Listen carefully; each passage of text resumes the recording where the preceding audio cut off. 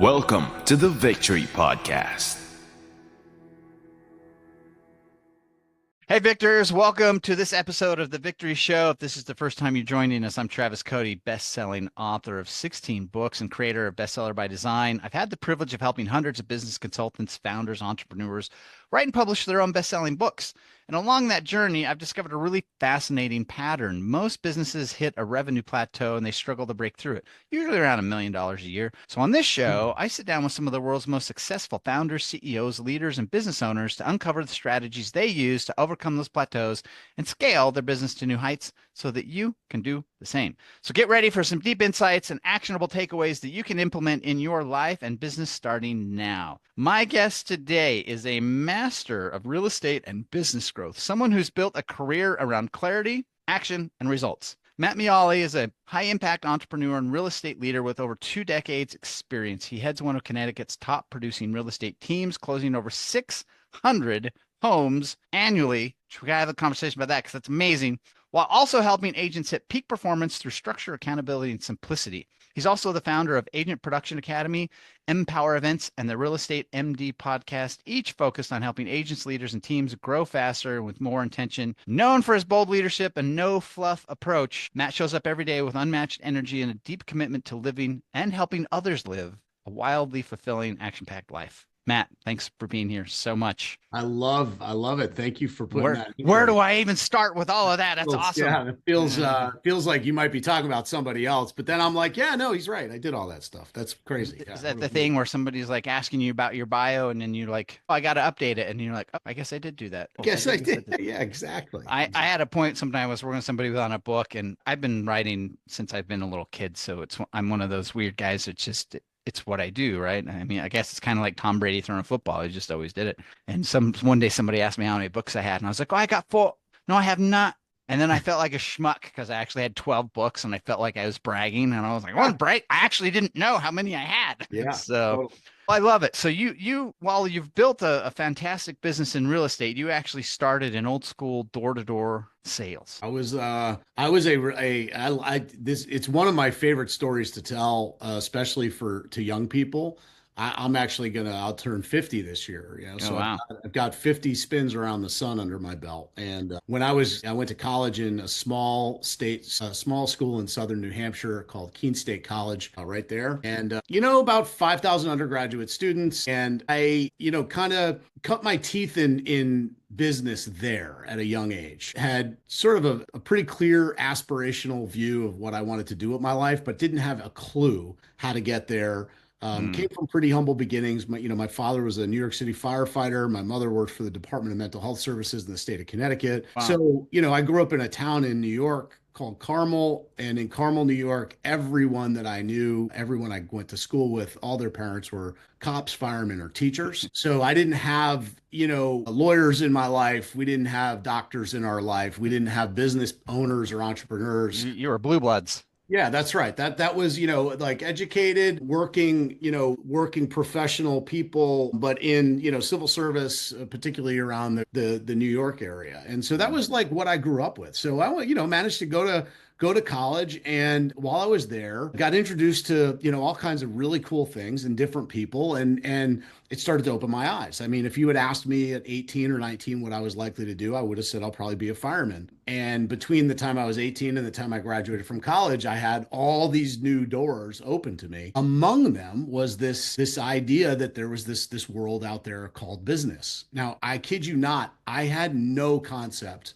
of business, nothing. Like it wasn't like something I vaguely understood. I just, it wasn't even a thing I had like any insight into, that you could build something and charge money and make money. I didn't, there was like the only aspect of business that I understood were businessmen wore suits. Like that's it. Like, I don't know what they do. Wall Street guys. Yeah, that was it. That was what I understood about business. And so, through a couple of years in college, I learned that I was pretty good at communicating and leadership. And, I wound up being president of my fraternity, and I was involved in the student council, and I got involved in a lot of stuff. I said yes to a lot of things, which is just sort of a personal belief system that I had, especially at that age, was, well, if I'm here, I may as well try to experience as much as I can. And so I'll never forget the first time I thought about getting a professional job. I was a junior in college, and I had a friend that was working at this small company called MonadNet. Now, MonadNet was short for Monadnock Region, which is the Monadnock region in New Hampshire, and Internet. So it was this Very merger. creative acronym. Yes, 1996, the company was called MonadNet, and it was one of these sort of merged projects between public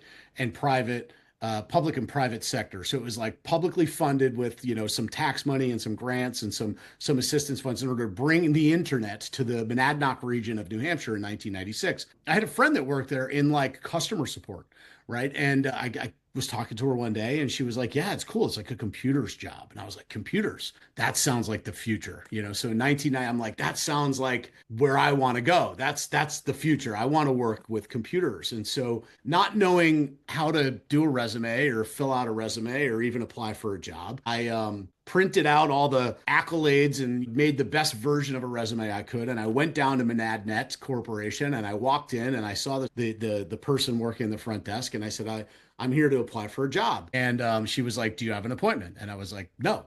And she was like, okay, you're going to need an appointment. And I said, okay, cool. How do I get one? And she said, well, you'll have to talk to George Scott. Now, George Scott was the executive director of the company. And I said, okay, no problem. Is he here? And she was like, he is, but he's in a meeting. And I said, okay, no problem. I can wait. And I sat down and I waited. And like 2 hours later, this silver-haired guy comes out. He was probably in his mid to late 60s.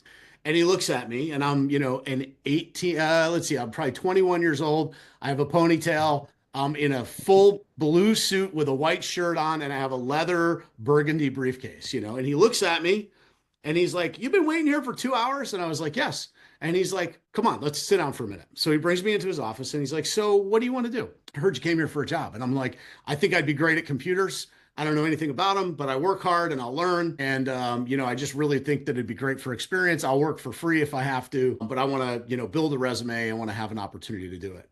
And he goes, you're not going to work at computers. And I was like, why is that? And he's like, you're going to be in sales. And I was like utterly offended, to be honest. I was like, what does that mean? Like, I'm not a salesman. Like I literally emotionally had like a reaction. Like, I don't think you're right. And he's like, just settle down, kid. Like, he's like, look, you're going to be in sales. And we're going to help you be in sales. And he literally, we spent another 30 minutes together and he offered me a job. And he said, look, we have this thing. I mean, this is, again, early iteration of the internet. He's like, we have this web services division which is basically, we're going to be bringing websites to the area, which is going to be internet access, emails, and web design for all of the small businesses that are in and around the region. And you could be the guy that goes out and sells them. And I said, what does that look like? And he said, what we'll do is I think they charged $599 for an intro package and, $1,200. And it included all the bells and whistles of like an entry level, internet experience for a business. And he said, whatever you sell, we'll give you 50%.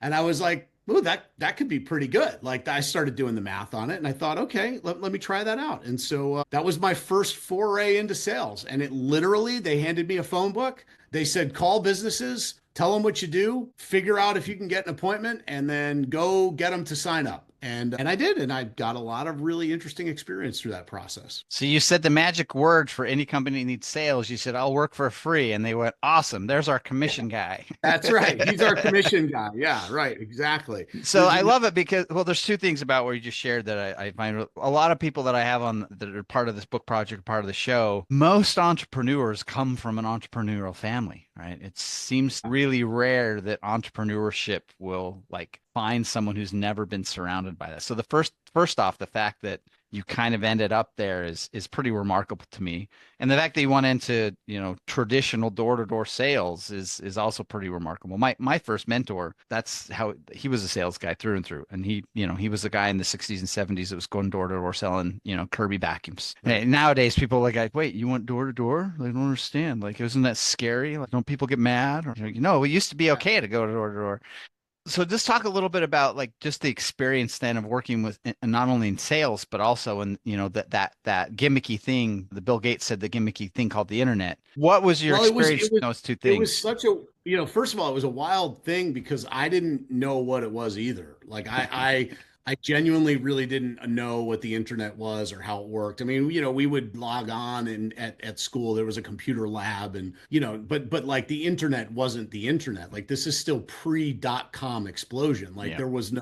there was no dot-com. You didn't go to like it was just sort of like you said, gimmicky. It was like you can send email and you can and for sure, I would have interactions with people where I would say things like, you're going to have email, and they would say, but where do you get your email? And I don't get it. Like, what is it? Like, so explaining to people that this new like ecosystem existed where business was going to be transacted was a really interesting experience. It's like I always say, interestingly enough, after I sold the internet, after I was selling internet access, website design, and web development, I wound up working in radio. And then I sold radio advertising for 2 years from 1999 until the year 2000. But what's But interesting to me about that is that people understand, right? Buying ads on totally. the air, right? You probably went into this and be like, oh my gosh, this is so much easier to sell. Yeah, but what I still find really interesting though is that both of those products, as like an early iteration of a sales career, there's no deliverable, there's no box, there's no like you buy it, you open it, your delivery date is this. Like both of them were like selling theory, like air, like I'm going to sell you time and space where someone's going to talk and listen. Like they're just these really intangible sales. So, but here's what's great about that. Here's what I learned in that, first 4 years of my sales career is that all sales is about selling an experience, not a product. Both of those interactions were about creating a future that somebody wanted and that they envisioned happening as a result of the product that I was selling. So whether that was a website that was going to expand the reach of a small business in Keene, New Hampshire to the world. You sell this, but I can give you access to the entire world. And so the vision beyond that was, it wasn't, oh, cool, I'll sell one more product. It was, wow, my business can be global. The same was true in radio, that what we were selling wasn't 30-second spots or 60-second spots, or it was your business on the radio means your business now reaches has a bigger impact. And so what you learn in that kind of cut your teeth sales is that selling isn't about feature benefit like the traditional. This is so cliche for anybody that's you're not there saying our widget is better because it's shinier, faster, and spins better.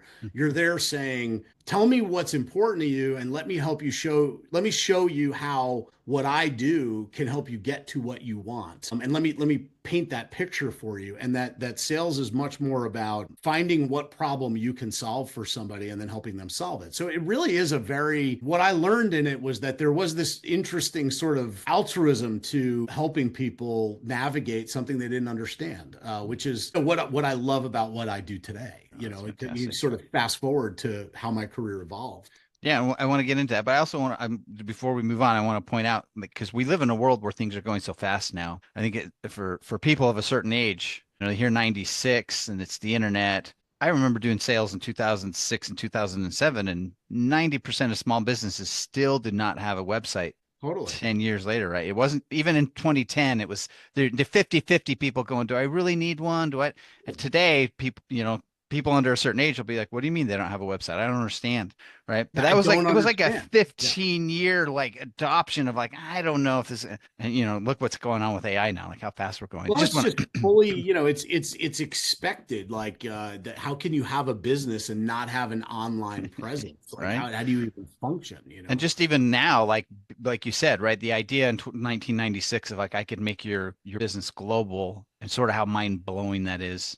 And now how like we're 30 years later, look, we're like people in Europe feel like our neighbors, right? Because I can just jump on a Zoom call with them. We're having a face-to-face conversation. The world has gotten very small. So where in this process then did real estate start to kind of pop up on your radar? Well, I had a job, and then I had another job.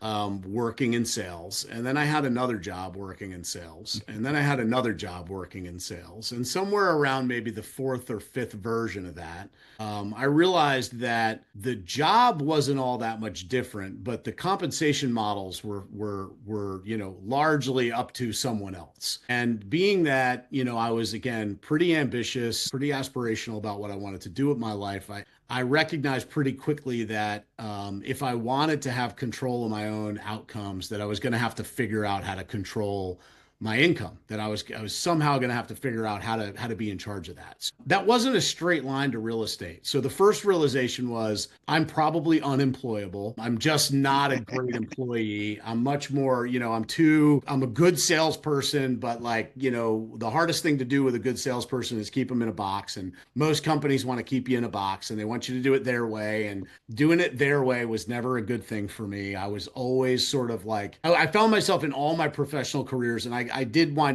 ultimately got into real estate when I was 30. So I had about a, 10-year career in, quote unquote, corporate America.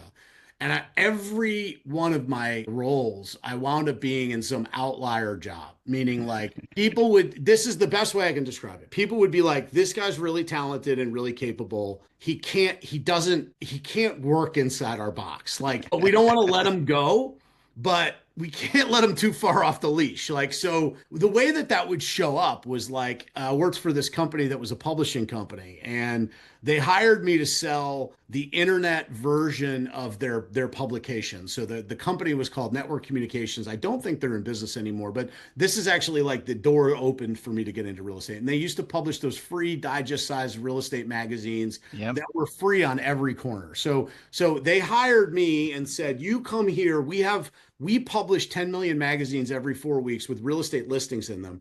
And we now have a website. And what we want you to do is go out and sell ads online that go along with the ads in the publication. And I was like, cool. So I went and I found one of these big .com companies, and I structured a 7-figure, up to multi-million-dollar deal, which was not at all. They wanted me to sell $59 and $99 packages to real estate agents.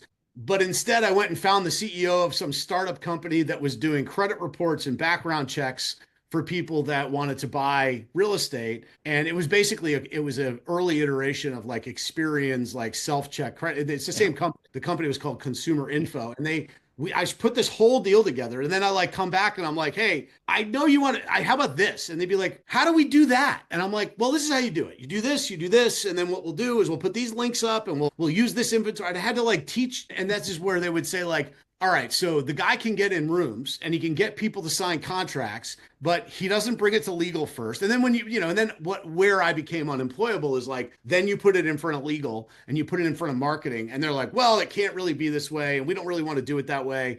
And then, you're a salesperson that just went out and signed a multi-7-figure deal and find out that the people you work for don't actually want the deal. At that point, you're like, maybe I should just do this myself. I don't know what that means. Yeah. So a lot of salespeople have those types of experiences, or a lot of entrepreneurs. So I had that coming in through my late 20s. I actually found myself being really unhappy inside of a career with all the boxes checked that should have made me very happy. I had the title and I had a good compensation package, and I should have been able to sail along at least for another 4 or 5 years, but I was fucking miserable. I was so unhappy, and my wife would say I just was so uninspired by it. And so I made the decision. Wait a minute, corporate job crushed your spirit? Yeah. So I made the decision to quit my 40-hour-a-week job so that I could have and own all of my time and have all my control, so I could work 80 hours a week and make half the money. So that's kind of what happened. So the real estate license was a byproduct of the process for me, where I was like, I don't know what I'm going to do yet, but I think what I'll do is I'll get a real estate license and I'll at least learn that business. It was really about, let me go learn that and see what that's all about. I don't really think I'll be a realtor, though. That was very much, if you had met me at 30, 31, it was not a thing that I was committed to. But lo and behold, 10 years of really good sales experience, understanding how to solve problems for people, understanding how to navigate complex situations, sort of magically turned into the ability to do this job really well. Going into an industry where there is no sales training and there is no, like, most Exactly. people are anti-sales. So, I mean, Totally. you Yeah. just were like a kid in a candy shop. It was really interesting. Suddenly, people started showing up in my life and saying things like, "Hey, I understand you have a real estate license. Like, do you think that you could help me?" And I would like, "Yeah, of course I'll help you." And then, you realize, wow, the compensation model is pretty attractive too. So from, this is probably, 2006, I got my real estate license. So in between 2006 and, 2010 or 11, I built what would be, by most standards, a really good individual real estate sales business. I was selling about 40 or 50 homes a year here in central Connecticut. And kind of building a pretty good business. I want to stop there for a second because I don't think people realize what you just said, where you said you're selling 40 to 50 homes per year. What's the Yeah. average for most real estate agents? Again, most producing real estate agents, the average nationally is four. So A the year. average a year, yeah. The Yeah. average real estate agent will sell four homes a year, That's and why I'm that laughing, because you're like, yeah, 40, 50 a year. but that, by the way, also is of producing real estate agents. You have to just start with the fact that 50% of real estate agents typically sell zero. So you eliminate the bottom half, which sells zero, and then you say the average across all the producing real estate agents is four. But I mean, we're all familiar with the Pareto principle, 80-20 rule. The truth is that real estate is much more like 95 from that. Like, the producers are doing a disproportionate amount of the business because they are, they're that much better than the ones that are non-producers, which is really what led me to build the business, because it started with, okay, I'm getting pretty good at this. People are coming to me, and I'm really starting to be overwhelmed with opportunities, and also my standards are falling because I was doing a good job because I had high standards on how I wanted my customer experience to be. And then the standards started to fall off because I was too busy. Like a lot of entrepreneurs, I was out over my skis and trying to service too much and saying yes to everything and not knowing the difference between what I should say yes to and not. And so I started to engage some of the training that's available at Keller Williams Realty around team building. And that was when the team started, which was really 2010. So that was when I made my first hire. And then really started to lean into what it looked like to take what I had done as sort of a natural process and turn it into something that was teachable and scalable. The best thing that can happen, and I think it's right now, we're in another iteration of this, and I say this to young agents all the time. This is the best time to learn how to sell real estate, because the agents that had been through the last real estate boom from 2002 to 2008 were utterly devastated and destroyed when the market turned, because they didn't have the habits and the skills and the knowledge of how to navigate a difficult market. My advantage was simply that I had come from a cut your teeth sales job. And so I knew what prospecting was. I knew how to wake up every day and go have to hunt and find an opportunity. But agents that had lived from 2002 to 2007, they didn't know how to do that. The phone just rang. All they had to do was stick a picture in the window, and somebody would walk in and say, "Hey, I'd like to buy that." So they didn't really know how to navigate the interpersonal experience of selling. So starting the business, 2009, 2010 was the best thing that ever happened to me. I didn't have any idea what it was like to sell in anything other than a headwind, right? I just knew that a headwind felt normal to me. This is just how you do it. And so, and then on top of that, we're in a part of the country in Connecticut where the real estate market really lagged behind for the better part of a decade. We didn't really recover from that 2008 meltdown here, especially in central Connecticut. We had single-digit price appreciation. Values really didn't come back up. We had no new construction, very economically depressed. And so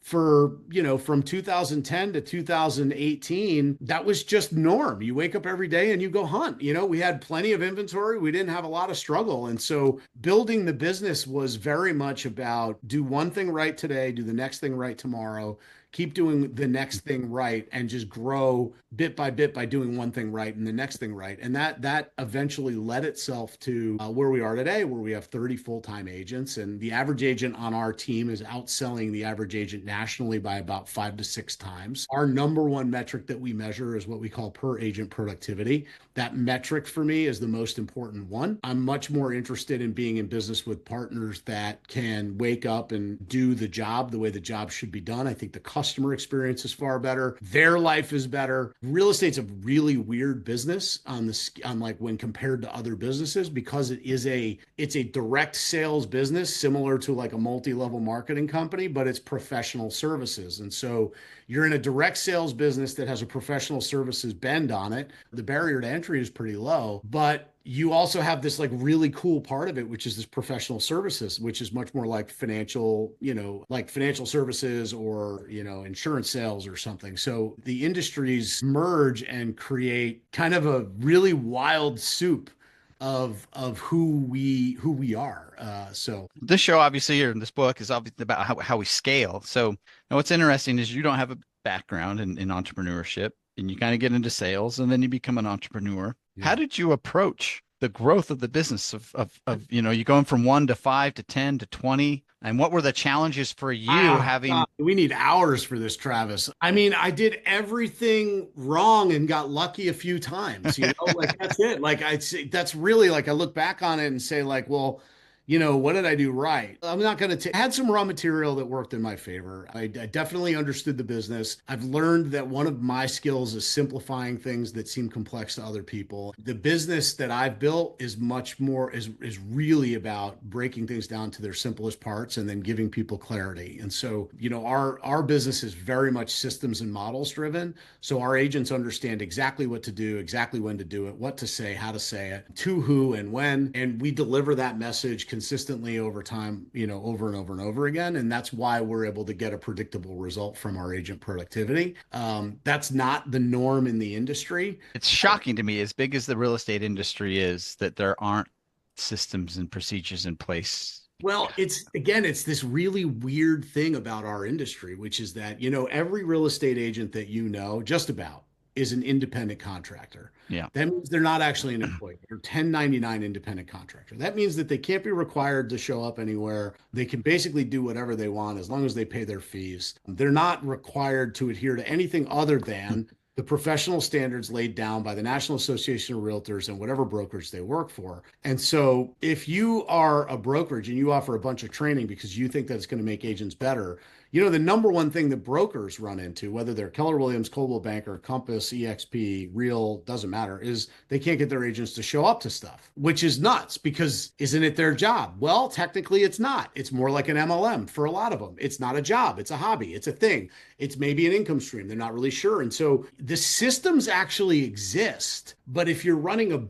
this is where the beauty of what we do, which is we're not a brokerage, we're a team, which has become its own business entity in the space. There are real estate teams that operate as businesses, but without the responsibility of being a full-scale brokerage, because a brokerage takes everybody. A team only takes the ones they want. So it's a really, again, an interesting sort of business around how these things have grown. So like, what did I do well? Again, it wasn't that I knew this, it's just sort of it evolved. But somewhere around 2015, I decided I knew who I was and what I wanted. And that was a huge part of figuring out what kind of team we were going to have. It was a very pinnacle moment for me in my leadership experience where I recall very clearly a day where I had at the time probably 7 or 8 agents that worked for me, and nobody was really producing all that well. And I was still the number one producer on the team. And there was a lot of complaining and a lot of things not working and a lot of people that were pissed off and not selling and not making any money. And Just another day at the office. Yeah, just another day at the office. And I would do these,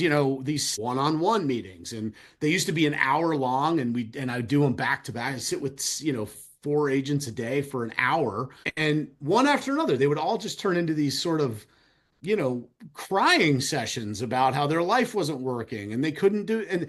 And I'd sit there and basically provide therapy through the process. This one particular day, everyone was crying, and it wasn't about me. Everybody was miserable. Like it was whatever it was a tough time in the business. It was a tough time. And I remember going home and my wife was like, "How was your day?" And I was like, "I don't know. I don't even know how to put words to how my day was." It was weird. Everyone's crying. It was like, "Why?" And I said, "I don't know. I just wish I could run my team the way my high school wrestling coach ran our team." And that was the moment. Mm. She said, in her wisdom of simplifying, she said, well, why don't you? And I was like, huh, I never thought of that. I never thought that I could run my team the way my high school wrestling coach ran our team, because there were a few things that occurred to me as soon as she said that. One was that he was really hard on us. He pushed us, but there was never any question about why he pushed us. He pushed us because he wanted us to win. He pushed us because he cared if we won, and he didn't accept our excuses, meaning it was understood that if you were on the high school wrestling team that you showed up to practice, right? You also showed up on time and ready to play. Whether it was practice, whether it was your third practice, fifth, whether you were a senior or a freshman, you always showed up, and you showed up the same way. And when you got there, you did exactly what he told you to do. There was no debate. There was no discussion. There was no like, I think I'm going to sit this one out, coach. Like, you did that until he let you go home, right? And sometimes he didn't let you go home until you ran around the high school for, like there was a lot but the intensity behind it made us a phenomenal wrestling team and made us all really good at what we did. And so when my wife said that to me, I started to like break down like, well, what would I do if I had the team that I want to have? How would I expect them to perform? And what I found really interesting is that you can't, one of my sort of business philosophies is that changing your business is a dimmer, not a light switch. You can't walk in one day because you had a grand epiphany as a leader and just flip the lights off or flip the lights on and say, now we do it this way, right? You've got to sort of slowly dim it out and turn it on. So as I started to like turn up the dimmer on different systems and different accountability and different methods that we were going to use, certain people started to leave, but this other magical thing happened, which is different people were being attracted to us. So it was a different experience of the people that were knocking on the door and saying, hey, what are you guys doing over there? That looks interesting to me. And so the team evolved. And in 2016, I started the year with 11 agents and I ended with 13, but 9 of them were different people.